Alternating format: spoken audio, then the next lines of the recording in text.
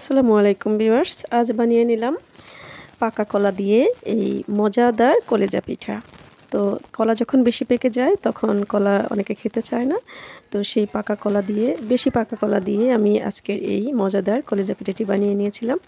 আমাদের দেশের যে এটা বাঙালি রান্না বলা যায়, আমাদের দাদি নানিরা কলা দিয়ে পিঠা তৈরি করতেন, অথবা কলেজা পিঠা ওনারা তাল দিয়েও তৈরি করতেন। এভাবে ওনারা বানাতেন হচ্ছে চুলার ভিতরে কলাপাতা দিয়ে কয়লার মধ্যে পুড়িয়ে এই পিঠাটা তৈরি করতেন। তো আমাদের বাসা বাড়িতে যেহেতু কয়লার ব্যবস্থা নেই, তো আমি সেক্ষেত্রে চুলায় করেছি কীভাবে তাই শেয়ার করছি। কলাগুলোকে প্রথমে কাঁটা চামচ দিয়ে চটকে নিয়েছি। এখানে সামান্য চিনি এবং লবণ দিয়েছি। এটা আপনারা স্বাদ মতো দিবেন। চিনি আমরা খুব কম খাই, সেজন্য আমি কম করে দিয়েছি।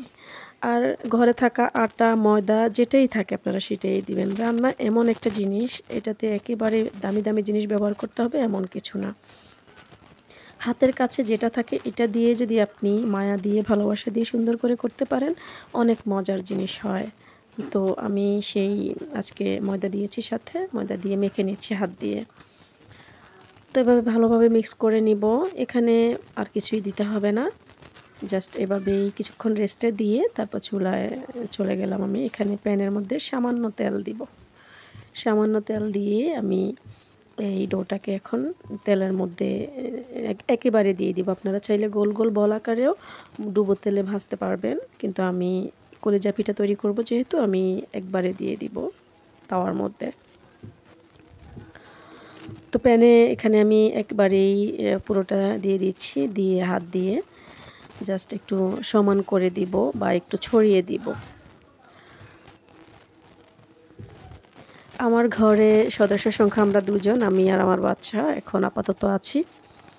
সেজন্য আমাদের কম হলেই চলে যে কোনো কিছু। আপনারা যে কোনো পরিমাণে একই নিয়মে করতে পারবেন, বেশিও করতে পারবেন। তো এক্ষেত্রে জাস্ট ঢাকনা দিয়ে কিছুক্ষণ রেখে উল্টে দিতে হবে। দেখতে হবে আগে ওপাশটা কতটুকু হয়েছে, তারপর উল্টিয়ে দিতে হবে। দেখুন আমার কতটা পারফেক্ট হয়েছে একটা সাইড। তো অপর সাইডটিকেও আমি এভাবে উল্টে দিয়ে ঢাকনা দিয়ে আরও 7-8 মিনিট রেখে দিব। এক্ষেত্রে আমি অনেক লো আছে রান্না করেছি। আর এবার দেখে নিচ্ছি যে উল্টো পিঠটা আমার কতটা হয়েছে। আর আপনারা আরেকটা কাজ করবেন, টুথপিক দিয়ে দেখবেন যে ভিতরে কাঁচা আছে কি না। এভাবে টুথপিক দিয়ে দিলে যদি টুথপিকের মধ্যে কোনো কিছু লেগে না থাকে তাহলে বুঝবেন যে কমপ্লিট হয়েছে রান্নাটি।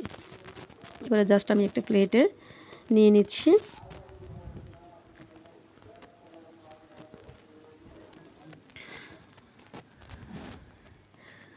তো আমার যতটুকু তেল দিয়েছি অনেকটা তেল বেঁচে গিয়েছে, আপনারা দেখতে পাচ্ছেন।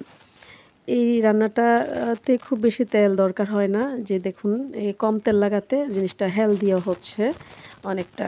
তেল যত কম খাওয়া যায় ততই আমাদের স্বাস্থ্যের জন্য ভালো। আমি সবসময় চেষ্টা করি কম তেল কম মশলায় একটু মজাদার খাবার তৈরি করতে বা ভালো রান্না করতে। তো এতটা গরম যে আমি কাটতে পারছি না, আমার তর্স হয়েছে না যে তাড়াতাড়ি খাওয়ার জন্য। আর আমার বেবিটা ওইদিকে অপেক্ষা করছে, আমার বাচ্চা আমার বাবা। তো কেটে নিয়েছি ফাইনালি, আর দেখতে ঠিক এরকম হয়েছে। কতটা চড়া হয়েছে দেখুন, স্কোয়ার করে নিয়েছি।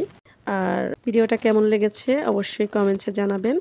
ভালো লাগলে লাইক করবেন, কমেন্টস করে শেয়ার করবেন এবং আমার চ্যানেলটিকে সাবস্ক্রাইব করে দিবেন। আল্লাহ হাফেজ।